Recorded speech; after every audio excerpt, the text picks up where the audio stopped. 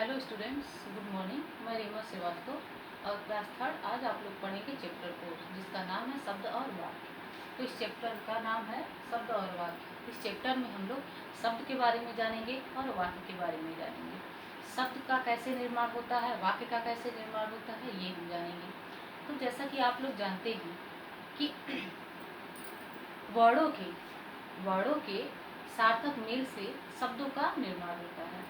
दो या दो से अधिक वर्णों का सार्थक क्रम में जुड़े होने पर शब्द का निर्माण होता है, या दो से अधिक वर्णों के सार्थक मेल से शब्द का निर्माण होता है। अर्थात वर्ण ऐसे क्रम में जुड़े होने चाहिए जिससे हमें अर्थ की प्राप्ति हो। एक वर्ण होता है जैसे कि क ख ग घ, ये क्या है? वर्ण है। आ क्या है? एक वर्ण है। लेकिन एक वर्ड से शब्द का निर्माण नहीं होता है। एक शब्द में कई वर्ड हो सकते हैं।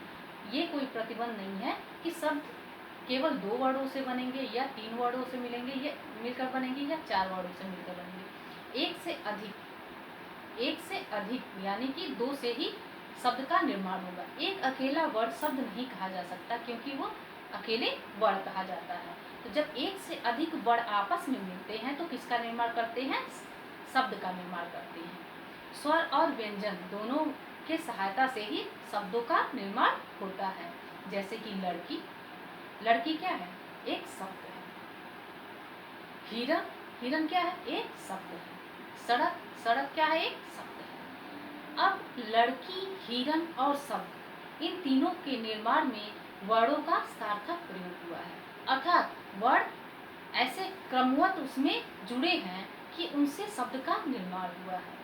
अगर लड़की के जो ल, अड़ और की, लड़की का जो तीन वर्णों का मेल होकर बना है लड़की शब्द, अगर इन्हीं का क्रम इधर उधर कर दिया जाए तो ये लड़की शब्द का निर्माण नहीं कर पाएंगे। जैसा कि आपके बुक में दिया है, लड़की का, किलड़ या फिर कुछ भी, मतलब इन्हीं तीनों वर्णों को इधर उधर कर देंगे हम, तो हमें लड़की शब्द का जो अर्थ मिल रहा है वो अर्थ नहीं मिलेगा। वर्ण वही होंगे, मात्रा भी वही लगी होंगी, लेकिन अगर वही क्रमवत नहीं होंगे तो शब्द का निर्माण नहीं कर पाएंगे, और जब वो अर्थ नहीं व्यक्त कर पाएंगे तो वो शब्द नहीं कहलाएंगे।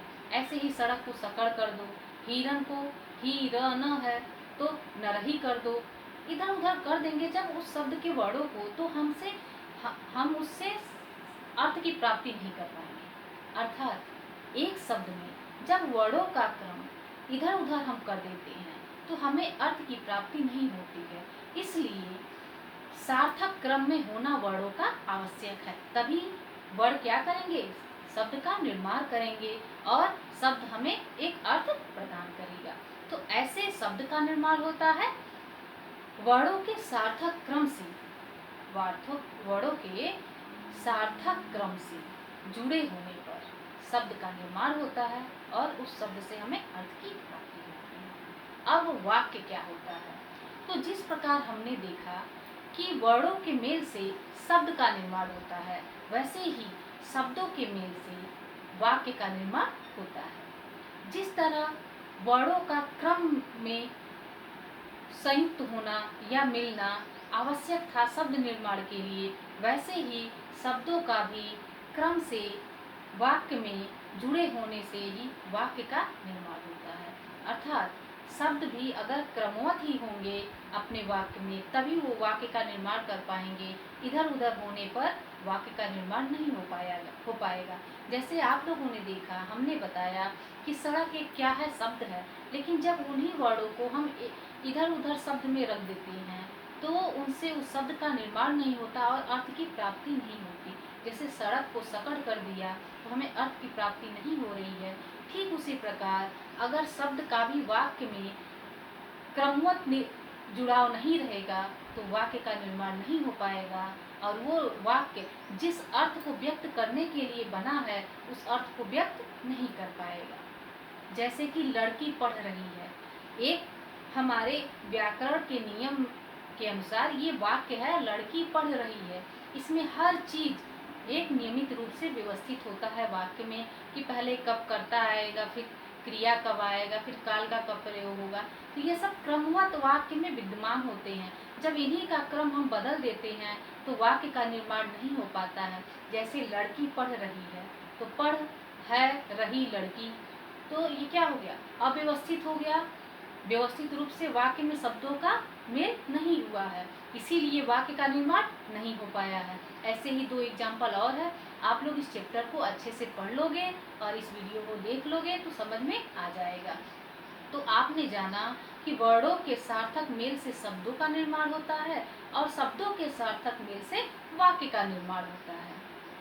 वर्णों के मेल से शब्द का निर्माण, शब्दों के मेल से वाक्य का निर्माण। दोनों में यदि क्रम बदलता है, वाक्य में अगर शब्दों का क्रम बदलता है तो वाक्य का निर्माण नहीं हो पाता है, और शब्दों में यदि वर्णों का क्रम बदलता है तो शब्द का निर्माण नहीं हो पाता है। तो शब्द कैसे बनते हैं और वाक्य कैसे बनते हैं, आप लोगों ने इस चैप्टर में जाना। उम्मीद है क्लास 3 आप लोग को ये चैप्टर समझ में आ गया होगा। नेक्स्ट चैप्टर हम लोग नेक्स्ट डे पढ़ेंगे। तब तक के लिए धन्यवाद।